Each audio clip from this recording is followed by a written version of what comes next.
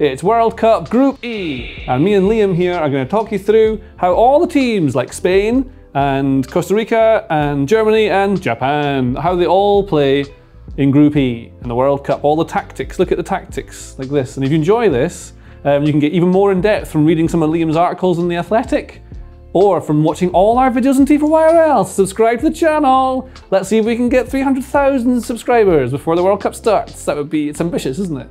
Yeah, we'll try. Okay, let's start with Spain and how they play. They're really good. I really like Spain. Now, you might think it's kind of cliche to assume that because it's Spain, they're going to play in a 4-3-3 high possession type team, but that's what they do, right? Yeah. And in fact, the last time they recorded under 60% possession in a game was March 2020 against Germany, when it was how much? Like 59%. 59%, there we go.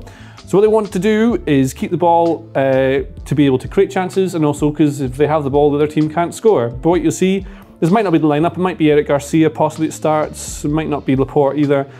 But generally, they'll build from the back, they'll play through the lines, the team's trying to break them down or press them. There'll always be players in triangles available to receive the ball, so they'll always make sure that maybe Torres will drop in to help out, but Pedri, Gavi, Busquets will always show for the ball, so they can play it through lines, work it up the pitch, and get into wide areas. And then what you'll get is, in the wide areas, Torres might come inside to be more of an inside forward, same as Sarabia, who scores quite a lot of goals for Spain. Morata's the 9, and you get Pedri, Gavi, Busquets, they all push up. Then you get Alba, can overlap or underlap depending where Sarabia goes. Lots of different variations here. Could be Jose Gaya as well that plays there, Carvajal, or Azpilicueta on the right hand side. Push them up, squeeze them in, that's what they do. But the thing that Spain have, despite controlling all the ball and all the possession, is that they don't score an awful lot of goals. Why do you think that is?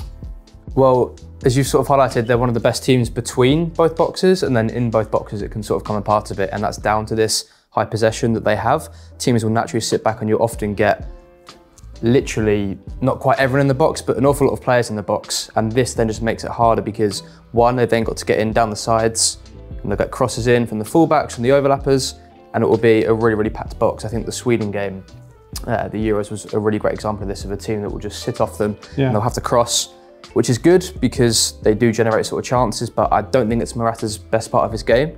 And it's harder, you're under more pressure, there's fewer ways to score goals. And I think a lot of good teams, or there are a lot of good teams out there, I should say, at defending the box. There's a lot of teams in this group as well who defend in blocks all the time as well. So what you might see a few times is this. Naturally, to then try and compensate for this, you'll push more players forward, which in turn will naturally leave loads of space here to counter-attack, and you've got teams like Costa Rica, Japan, boom, away they go into those spaces. We can kind of see how Spain play using data. Here is some data of Spain's data. Here they are, yes. So what Spain are good at is keeping the ball, we know that, but also winning it back. So they will press high at the pitch. I'll show you how to do that in a second. But for PPDA, which is passes per defensive action, they were the best in Euro 2020. Yep. Lowest average, and again that then tallies on to this is how far they're starting their sequences from their own goals. So I don't specifically know actually where that is on the pitch, but that's the highest upfield. So really high defensive line. Really high defensive line, and again these sort of numbers all tie in. They're all sort of showing the same thing, which is we know that they're a really good side in possession, but they also maximise the the amount of time they get with the ball because they can defend so well and win it back so quickly. And I said, and like the point of having possession is that you obviously can create chances, like we said, but it's almost a way of defending as well. The other team doesn't have the ball, they can't score, and they have players like Pedri, who I love Pedri. I love Pedri. I don't know if you've heard about this before, but I love Pedri. This guy can pass it forwards an awful lot and make all his passes. So this is from Euro 2020 when Italy played Spain. All 55 of Pedri's passes, many of them progressive, many of them forwards. Every single one of them met a teammate, which I don't know if I've seen that many times before or if ever when looking at stats. Not for someone so young either, in such a big stage. Yeah, he's incredible. So there's the thing, and then when they lose the ball, they will try and win it back. I mean, do you think teams will press that much in this World Cup, Liam? Probably less than what we're used to. I think it's definitely going to be easier for teams to sit off. I think this is a really interesting group in particular because you've got some teams who can mid-block, or defend in that shape that is really difficult for Spain to break down. So I think they're going to have some real sort of big tests. I think particularly against Costa Rica will be a big litmus test for how good this Spain team are at breaking someone down. Well, let's look at them in a second then. So say they're trying to play against a team building in a 4-3-3, something like that. So what Spain do is they try and deny anyone access to getting the ball forward so that they can win the ball back quickly. So You'll see it's a 4-3-3, as we know, like Torres, Morata and Sarabia. So what will happen if a team splits their centre backs like this is Morata will be the 9 and go and make sure he's blocking this pass, the goalkeeper to here, you can't go this side. And say the ball then goes this side, what they do is they kind of tilt everything. Sarabia becomes essentially a left midfielder next to this guy. Morata comes from being a striker to being the left winger, almost over here. And then you get Torres comes across to block that pass in here. Then that means someone like Gavi will push up to be tight to this guy, Busquets here, Pedri here. And then see what that does is it leaves basically this guy is the free man. So either this team can play it out here really risky, trying to play that ball in here, they can like turn it over and then the ball can turn into an attack very quickly, or the keeper's got an option of trying to, or the defender's trying to hit it over here. You do that, it's got to be a high pass, it's a slow pass, it's and then that pass. means, yeah, exactly, and then Carviel just nips on, steals it, turnover, and then they go. Lovely, so yeah, really good box to box. But they're missing maybe the goal scorer that they need, but it's also maybe a tactical thing rather than an individual thing. Yeah, I'd say so. Which is relevant because when we come on to team number 2, what we've got is Costa Rica. Eureka, here they are. Yes, now their best player by far and away is Keylor Navas. This is maybe not exactly the lineup either, but there's players you might remember, like Brian Oviedo, still playing. Borges here is playing, Brian Ruiz is still playing, Joel Campbell, Duarte, you might recognize some of these players from the last World Cup even, is it? No? Or 2 World Cups ago. Oh my word. So there you go. And so to cater for that and the team not being hugely dynamic or full of energy, they play a 4-4-2 block almost always. They don't defend too high, they don't defend too deep. If you defend too deep, you're going to encourage too many teams to come onto you. They try and have a line which is round about where I've drawn the line.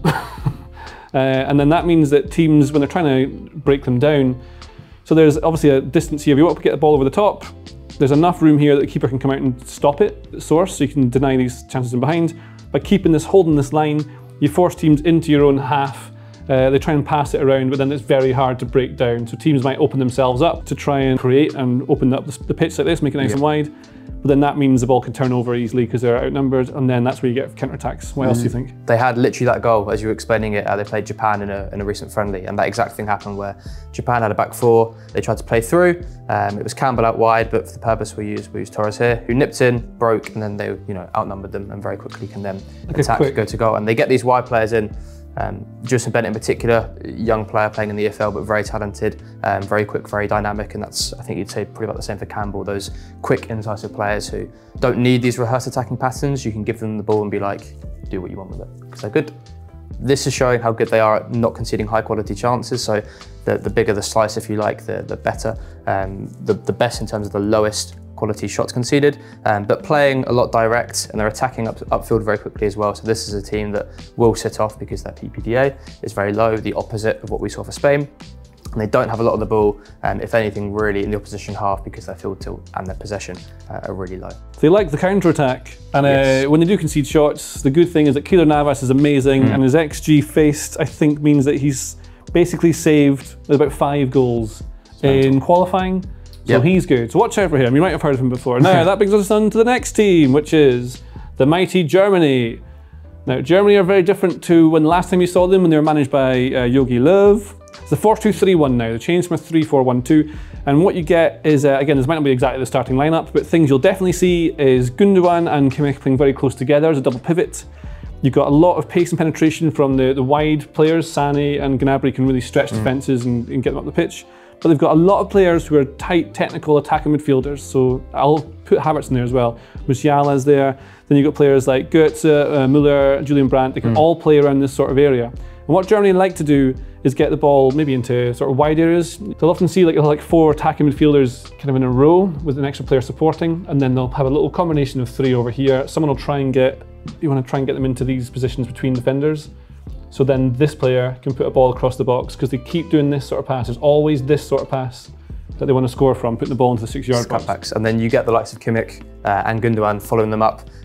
They score quite a few goals in qualifying and in Nations League games where they're playing those cutbacks and they don't necessarily score off the first finish, but they've got lots of midfielders sort of flooding the box, those late runs. So if the first one doesn't score, you might get on the rebound. And in possession, what you might also see is that they don't really have an out-and-out number 9 that they'll start with. They do have players like, would you call Adeyemi, Mukoko, maybe they can, you say those are? Possibly, yeah. But they tend to play between the lines, so you'll get teams defending the 4-4-2 block. They'll find a way to have like Havertz and Musiala and Sané and Gnabry, like staying between these lines here, and then they'll get moved the overlaps. You reckon they've got a weakness at fullback though? Yeah, particularly sort of defending wide spaces. I know that Tilo Kehrer is sort of normally a centre-back. David Raum on the left, very good going forward. I know his numbers are great in attack. But they did concede quite a few goals just from sort of the distances when they were defending, closer to their own goal. They didn't really get out to sort of block the crosses. This is in qualifying. Yes, in qualifying in particular, but the Nations League as well. So often they'd be quite deep in a 4. The goal against England that Luke Shaw scores is a great example where the cross comes in and then there's the fullback to sort of attack the back post. Right. They don't track runs hugely well, but that's, I think, been quite hypercritical there. A well-balanced side overall. Okay, I like Germany. Anything else we can say about Germany? Yes, I think I have some data, because I always have data. Here is data, so we can see exactly how Germany play. They like to keep the ball, they like to attack with it, and they build in these nice little combinations. So lots of 10+ pass sequences. They were the first ranked in World Cup qualifying. Loads of build-up attacks. Again, same sort of thing, possession through the lines, building up the play slowly. Lots of open play, expected goals. They're really good. They're very good. Depending on whether Manuel Neuer starts or Ter Stegen, they've got 2 of the best goalkeepers in the entire tournament. So that's good. The last team is Japan. Now, we're not exactly sure what the lineup again will be, the starting lineup. I've gone through a lot of different games to find out, and I don't know still. But we think it'll be like a 4-2-3-1 that defends very much in a 4-4-2, quite similar to what we've seen with Costa Rica. So making sure you've always got this shape of a block. You want to have this bit, and you want to show them wide with the first part. So you're always forcing the play out wide. This will move from side to side to block off play, try and restrict teams from playing against them. But in possession, they like to get forward quickly. How do they attack? What does it look like? Very quickly, actually, in the sense that they're not going to be one of those teams that will build up ridiculously expansively. So you probably won't see the fullbacks too deep all the time. It's not going to be really wide. In fact, they've got, as you said, really good sort of strength in depth and quality forward players. So they're really going to push forward. The goalkeeper is probably going to play forward quite quickly. Nice sort of wedge passes into those wide areas. And get them where they can sort of combine.